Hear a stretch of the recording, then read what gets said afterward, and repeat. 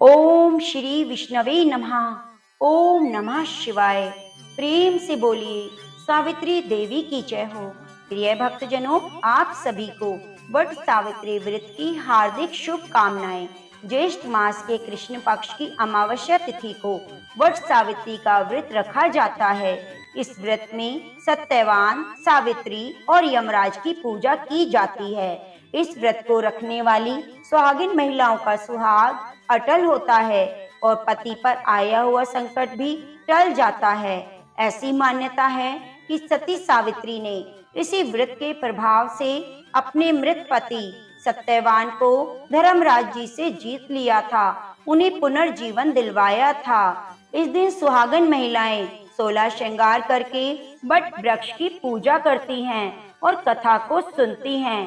तो आज मैं आपको सुनाने जा रही हूँ सत्यवान और सावित्री की पवित्र पौराणिक कथा।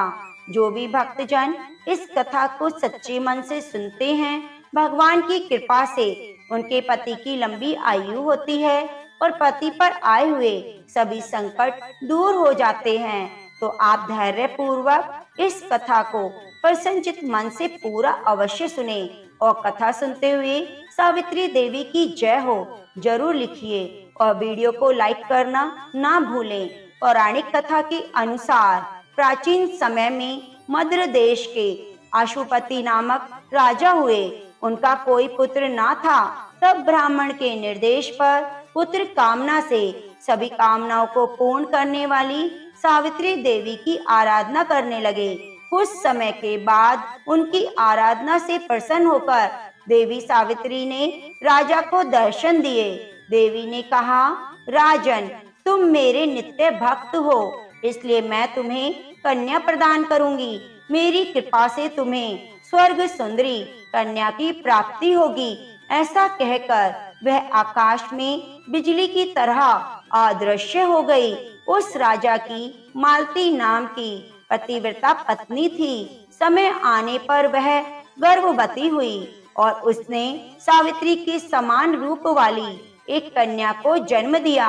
तब राजा ने ब्राह्मण से कहा कि तप के द्वारा आह्वान किए जाने पर माता सावित्री ने यह मुझे दी है। ये सावित्री जी के समान रूप वाली है, इसलिए इनका नाम सावित्री ही होगा।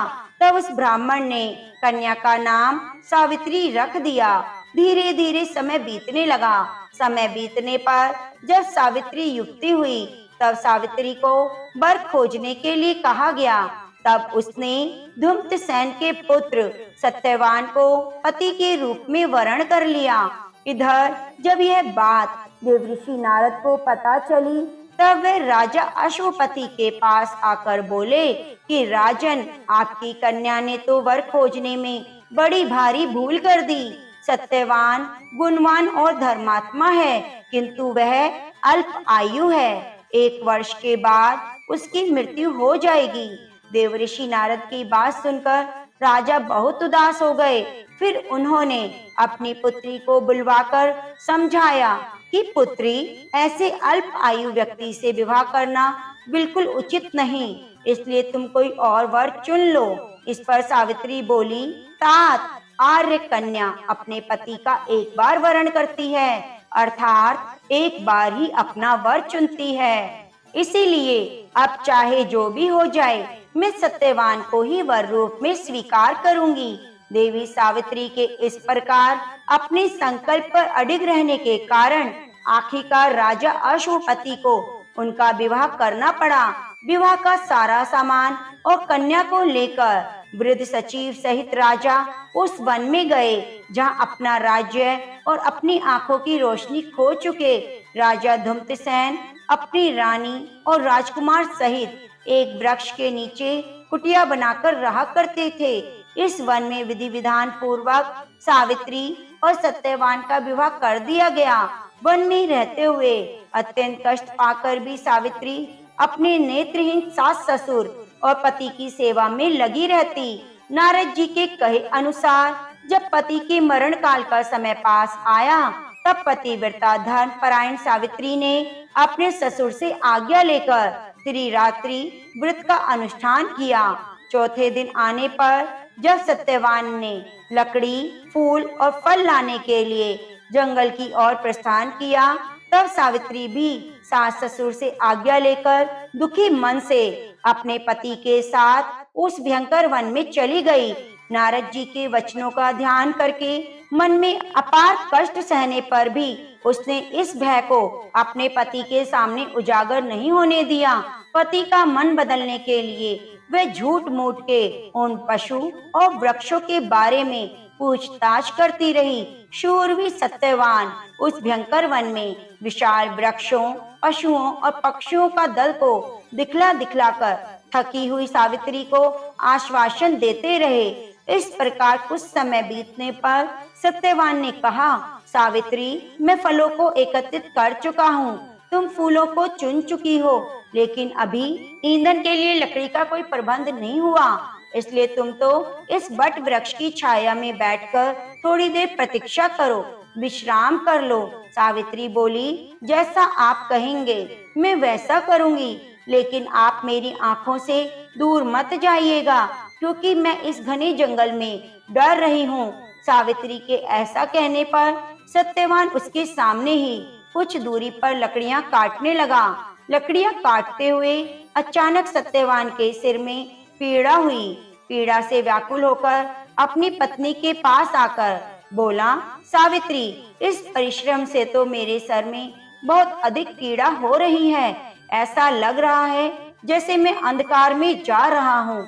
इस समय मैं तुम्हारी गोद में सर रखकर सोना चाहता हूँ। सावित्री से ऐसा कहकर सत्यवान उसकी गोद में सर रखकर सो गए।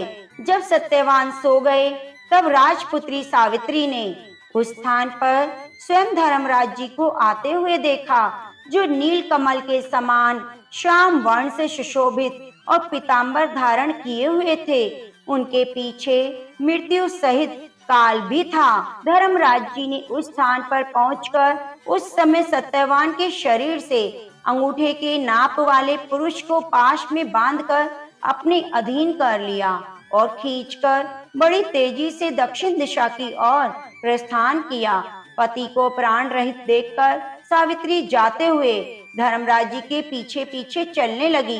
कांपते हुए हृदय से अपने दोनों हाथ जोड़कर बोली, माता की भक्ति से इस लोक, पिता की भक्ति से मध्यम लोक, गुरु की भक्ति से ब्रह्म लोक की प्राप्ति होती है। और जो इन तीनों का आदर करता है, उसने तो सभी धर्म का पालन कर लिया। जिसने इन तीनों का आदर नहीं किया, उसके तो किए हुए समस्त पुण्य कार्य भी निष्फल हो जाते हैं। पुरुष के सारे कर्म माता पिता और गुरु इन्हीं तीनों में समाप्त हो जाते हैं। तब यमराज जी ने कहा, सावित्री, तुम हमसे जिस कामना को पूर्ण कराने के लिए आ रही हो, उस कामना को छोड़ दो और यहीं से वापस लौट जाओ। सचमुच संसार में माता पिता और गुरु की सेवा से बढ़कर कोई अन्य धर्म नहीं है।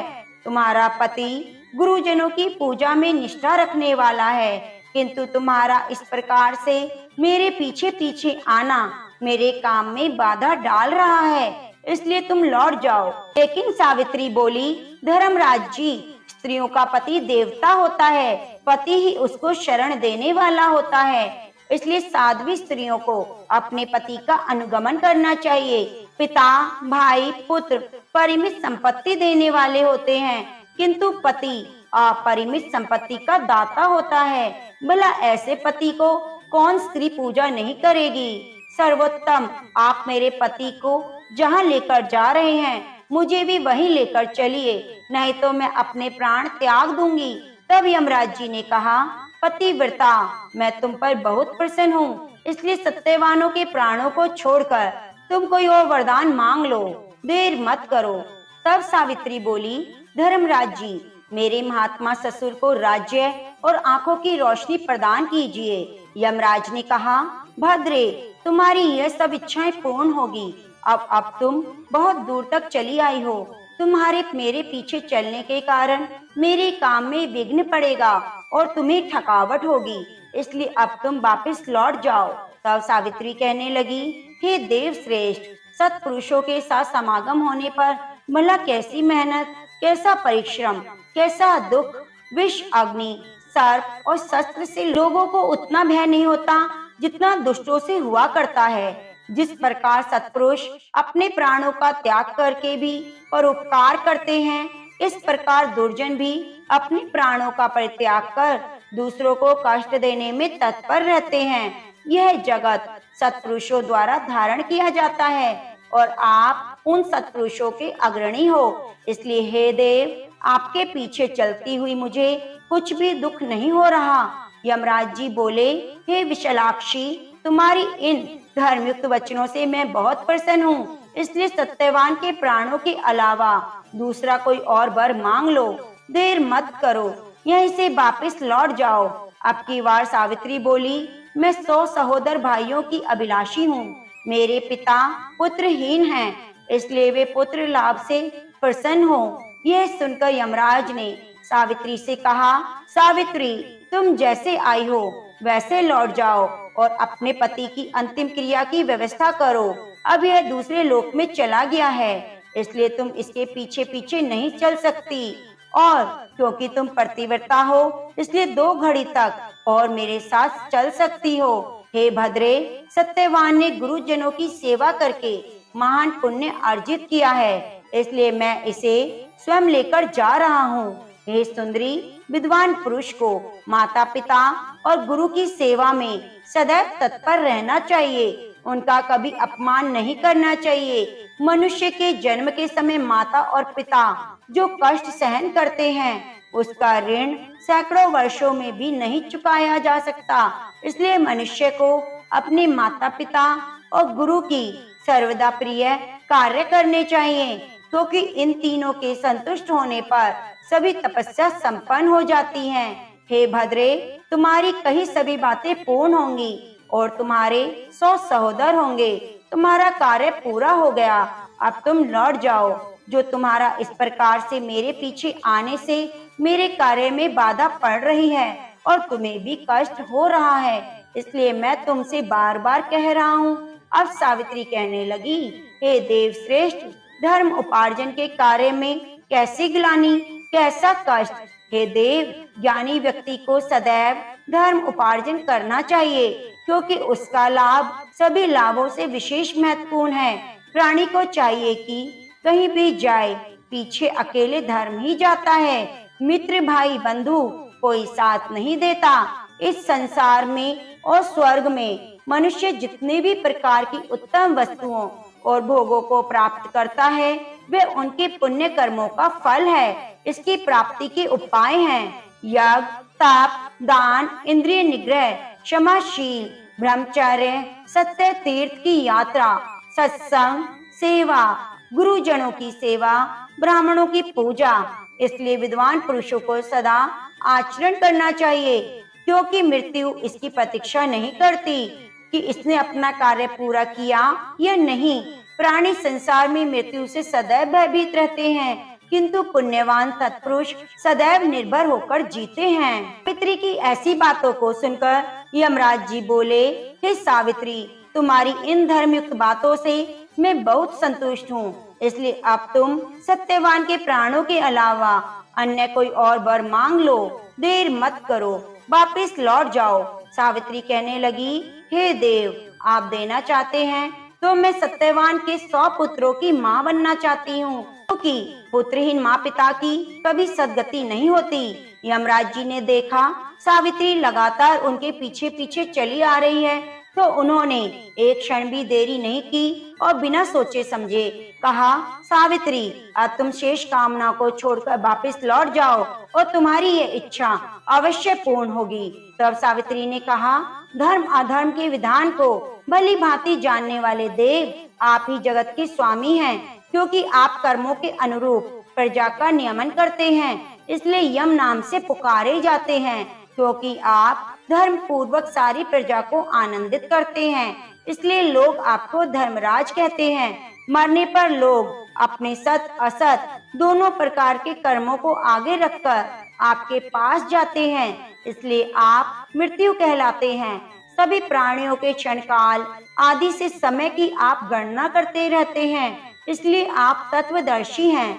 लोग आपको काल नाम से पुकारते हैं, देवताओं में श्रेष्ठ हैं। हे धर्मराज जी, आपके शरण में आई मुझ दुखिया की रक्षा कीजिए। और अभी अभी आपने मुझे सत्यवान के 100 पुत्रों की मां होने का आशीर्वाद प्रदान किया है और आप मेरे पति को लेकर जा रहे हैं। मैं पतिव्रता स्त्री हूँ, ऐसे में अपने पति के बिना 100 पुत्रों की मां कैसे बन सकती हूँ। तब यमराज जी बोले, हे धर्मजा, मैं तुम्हारी स्तुति और भक्ति से संतुष्ट होकर तुम्हें तुम्हारे पति सत्यवान को दे रहा हूँ, उसे मुक्त कर रहा हूँ। अब तुम सफल मनोरथ होकर वापस लौट जाओ। ये सत्यवान तुम्हारे साथ 500 वर्षों तक राज्य सुख भोग कर अंत काल में स्वर्ग लोक को जाएगा। सत्यवान तुम्हारे गर्भ से 100 पुत्रों को भी उत्पन्न करेगा। वे सबके सब देवताओं के समान तेजस्वी और क्षत्रिय राजा होंगे। ऐसा कहकर यमराज जी सत्यवान को छोड़कर काल और मृत्यु के साथ वही अदृश्य हो गए। इसके बाद पतिव्रता सावित्री वहां से जिस मार्ग से आई थी उसी मार्ग से लौटकर उस स्थान पर आई जहाँ सत्यवान का मृत शरीर था। सावित्री पति के नजदीक जाकर उसके सिर को अपनी गोद में रखकर पहले की तरह बैठ गई। उस समय सूर्यदेव अस्ताचल को जा रहे थे, अर्थात अस्त हो रहे थे। थोड़ी देर में सत्यवान ने अपनी आंखें खोली और उठकर बैठ गए। सत्यवान ने सावित्री से कहा, वह पुरुष कहाँ चला गया जो मुझे खींचकर ले जा रहा था? यह सोते सोते तो मेरा पूरा दिन बीत गया। तुमने भी पूरे दिन से कुछ खाया नहीं। वहाँ आश्रम में मेरे माता पिता को भी मेरे कारण दुख भोगना पड़ा। तब सावित्री बोली, स्वामी, सूर्य तो अस्त हो गए, चलिए अब हम आश्रम को लौट चले।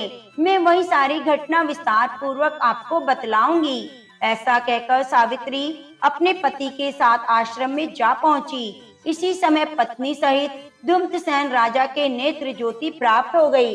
वे दोनों अपने पुत्र और पुत्र वधू को वापस आया देखकर बहुत प्रसन्न हुए। सावित्री और सत्यवान ने क्षत्रिय श्रेष्ठ राजा धूम्रसेन को प्रणाम किया। पिता ने अपने पुत्र को गले लगाया। उसी समय आनंदित सावित्री ने जैसी घटना घटित हुई उसका वर्णन किया और इस रात को अपने व्रत को संपूर्ण किया।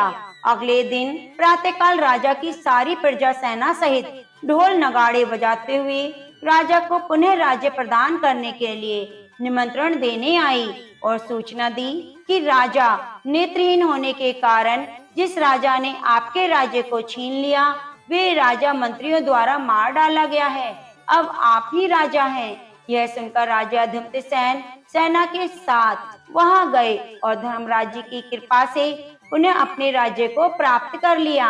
समय आने पर सावित्री 100 पुत्रों की मां बनी। इस प्रकार पतिव्रता सावित्री ने अपने पितृपक्ष और पति पक्ष दोनों का उद्धार किया और मृत्यु के पाश में बंधे हुए अपने पति को भी मुक्त कराया। इसलिए मनुष्यों को सदा साध्वी स्त्रियों की देवियों के समान पूजा करनी चाहिए, क्योंकि उनकी कृपा से ही तीनों लोक स्थित हैं। जो भी भक्त सत्यवान सावित्री की इस कथा को नित्य सुनता है सभी प्रयोजनों को सफलता पूर्वक प्राप्त करता है, कभी दुख का भागी नहीं होता। जो भी सुहागिन महिला इस कथा को प्रेम पूर्वक सुनती है उसके पति पर आया हुआ संकट टल जाता है और उसके पति की दीर्घ आयु होती है। तो प्रेम से बोलिए, सत्यवान सावित्री की जय हो, धर्मराज जी की जय हो, ब्रह्मा विष्णु महेश की जय हो। प्रिय भक्तजनों, अगर आपको कथा अच्छी लगी है तो आप हमारे चैनल को सब्सक्राइब जरूर कीजिए और बगल में बनी घंटी को दबाना ना भूलें। कमेंट बॉक्स में ओम नमः शिवाय, सावित्री देवी की जय हो, धर्मराज की जय हो जरूर लिखिए। आशा करूंगी आप हमारे चैनल से सदैव जुड़े रहेंगे। धन्यवाद।